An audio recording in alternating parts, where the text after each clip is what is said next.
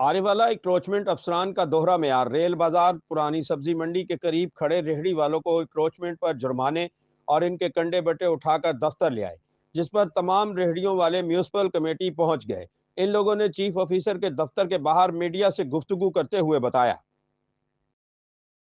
अस्सलाम वालेकुम मोहतरम, तुसी लोग क्यों इकट्ठे होए हो इत्थे चीफ ऑफिसर दे दरवाजे ते क्यों आए हो? की वजूहत है, तुहानू की मसला है? सर जी ਅਸੀਂ ਇਸ ਵਾਸਤੇ ਆਏ ਆ ਕਿ ਬਲਦੀ ਵਾਲੇ ਜਾਂਦੇ ਨੇ ਸਾਡੀ ਕੱਡੇ ਚੁੱਕ ਲੈਂਦੇ, ਜੁਰਮਾਨੇ ਕਰਦੇ। ਅਸੀਂ ਮੰਡੀ ਦੇ ਕਰਜ਼ਾਈ ਹੋਏ ਪਏ, ਰੋਟੀ ਪੂਰੀ ਨਹੀਂ ਹੁੰਦੀ, ਐਡੀ ਮਹਿੰਗਾਈ ਹੈ, ਬੁਰੇ ਹਾਲ। ਅੱਗੋਂ ਬਦਤਮੀਜ਼ੀ ਕਰਦੇ, ਸਾਨੂੰ ਗਾਲ ਮੰਦਾ ਕੱਢਦੇ ਤੇ ਮੁੜ ਕੇ ਅਸੀਂ ਕਿਹੜੇ ਪਾਸੇ ਜਾਈਏ? ਉੱਤੋਂ ਅਸੀਂ ਜਿੱਥੇ ਇਹ ਕਹਿੰਦੇ ਨੇ ਅਸੀਂ ਉੱਥੇ ਮਗਰ ਕਰ ਲਈ ਦੀ ਜਿਹੜੀ, ਫਿਰ ਵੀ ਖੁਦਬਾਜ਼ ਲੈ ਜਾਓ ਇੱਥੋਂ, ਇੰਝ ਕਰ ਲਓ।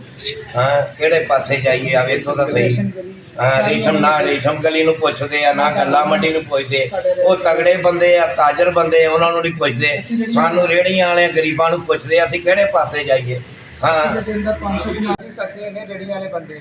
ਅਸੀਂ 500 1000 500 ਰੁਪਇਆ ਕਮਾਉਣ ਵਾਲੇ ਬੰਦੇ। ਸਾਡੇ ਤਕੜੀਆਂ ਵੱਡੇ ਚੱਕਦੇ ਨੇ ਬਲਦੀ ਵਾਲੇ ਆ ਕੇ ਕਲੋਜ਼ਮੈਂਟ ਵਾਲੇ, ਸਾਨੂੰ 1000 1500 ਜੁਰਮਾਨਾ ਕਰ ਦਿੰਦੇ। ਅਸੀਂ ਤਾਂ 500 ਕਮਾਉਣ ਵਾਲੇ, ਅਸੀਂ ਕਿੱਧਰ ਜਾਈਏ? ਨਿੱਕੇ ਨਿੱਕੇ ਸਾਡੇ ਬੱਚੇ ਨੇ।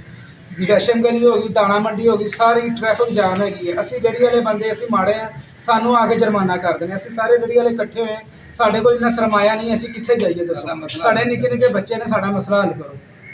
सब्जी और फ्रूट की रेहड़ी लगाने वालों ने इंक्रोचमेंट अफसरान की जानिब से दोहरे म्यार बारे बताते हुए कहा कि ये अफसरान गल्ला मंडी के तरफ, जहां पर हर वक्त ट्रैफिक जाम रहती है, और रेशम गली जहां से पैदल गुजरना भी मुश्किल है, इधर कार्रवाई नहीं करते, जबकि हम गरीबों को भारी जुर्माने कर दिए जाते हैं।